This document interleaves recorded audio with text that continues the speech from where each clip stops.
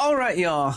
Tonight we're getting a little dark and a little dangerous and maybe a little Belgian. I'm talking about the Black Quad from Real Ale Brewing Company. This one's not for the lightweights. It's rocking 10.5 ABV and enough dark fruit and spice to make you question if this beer came straight from a monastery. Now, Real Ale Brewing Company is coming at you from Blanco, Texas. They've been doing this since '96, long before the craft beer boom got wild. And their Black Quad, it's their take on their Belgian-style Quadrupel, which basically means it's a heavyweight champion of Belgian ales, or so that's what they consider.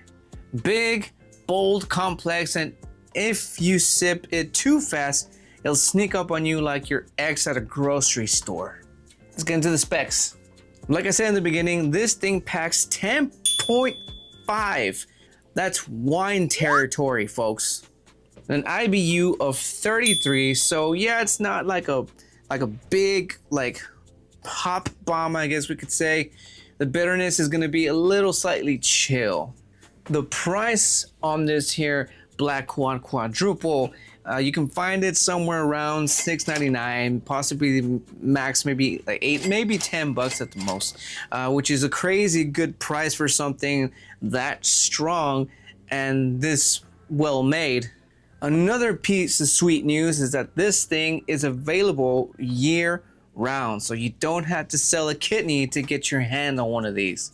What do you say we pour this sucker? Here we go. I've never seen it, never tried it. Let's do this. Oh, look at that. As you can see, a very nice head, and I still have a little bit more left in there. It's like a very dark mahogany kind of color. Almost blacked out, but not quite. You get a nice ruby glow when the light hits it. The head's nice and creamy and tanny. Small little bubbles sitting there, and just like it knows that it's classy. I'm gonna pour just a little bit more now that it's settling down, and while that settles, let's net this.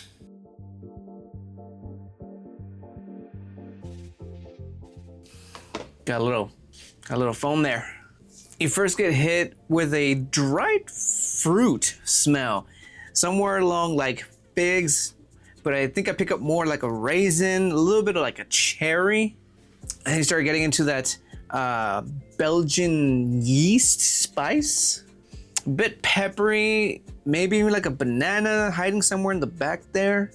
And then right behind that, you get that touch of dark cocoa or like a roasty malt.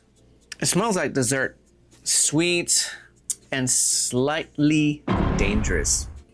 All right, guys. Well, that's enough of the smell. That's all I'm picking up. So let's sip this motherfucker.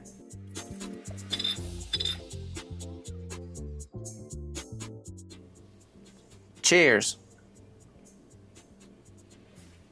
Okay. All right. So right off the bat, it's malty, rich. You get that caramel and toffee right in the at first, I mean. Then the dark fruits come in real heavy. The raisins, maybe like a little bit of that prune kind of sort of come in there, but not like in a bad way. It's got a little roast note too, like cocoa or like black coffee.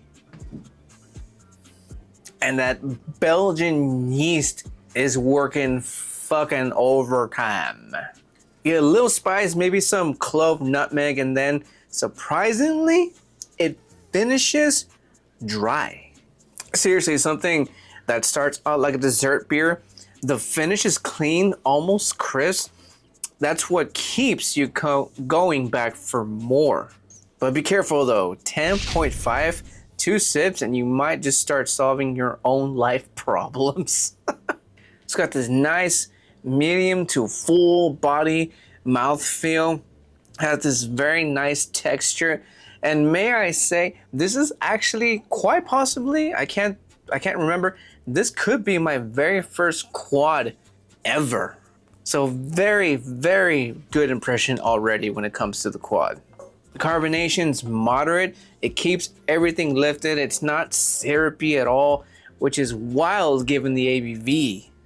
This is one of those beers where every sip evolves. As it starts kind of sort of warming up a bit, thanks to the warmth of my hand here, you get those raisin notes, like they really start opening up. So maybe if you really want to savor the flavors, don't drink it super ice cold. Treat it like a fine wine. Just like let it breathe. Do this, whatever this does to wine. I'm gonna pour the rest of this sucker in here. Look at that, refill. Now around at most $8 for one of these cans, you're getting a legit Belgian style experience without paying import prices, and that's a huge plus. Now, if you want to pair it with food, Real Ale Brewing Company actually suggests that you pair this with grilled lamb chops or a cheesecake, which I remember correctly. I think we might even have some, so. And I totally get that. The beer can hang with savory and sweet. Personally, I'd pair this on a Friday night with no plans, and being that it's still a spooky month or Halloween season, watching horror movies. I will pair that with this, I mean, very nicely. Or maybe a Booze and Chill episode marathon. Wink, wink. Real Ale's Black Quad is a sleeper hit. It's big, it's bold, it's complex, but it doesn't feel heavy or like overly sweet. And that dry finish is the magic trick here. For the price, I'd say one of the most impressive. Again, I've never have tried a Belgian quad, so again, this is the first timer, but I'd say it's a good price. For the price for $8 for something this tall, I mean, I think it's worth it. If you're into craft beer and haven't tried a quad, add it to your list if you're new to the style. This is a great gateway beer into the big, dark Belgian world. All right, but that's gonna have to do for this Booze and Chill review. If you enjoyed the breakdown, or if you just enjoy watching me talk about beer like it's a religious experience, pun intended, hit that like button, drop a comment with your favorite quad if you've ever tried a quad, and subscribe for more good drinks and good times, of course. Well, guys, this has been real. See what I did there?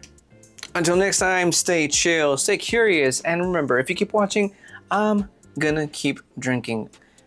This is worth it, guys. Seriously, give it a shot. Cheers to you.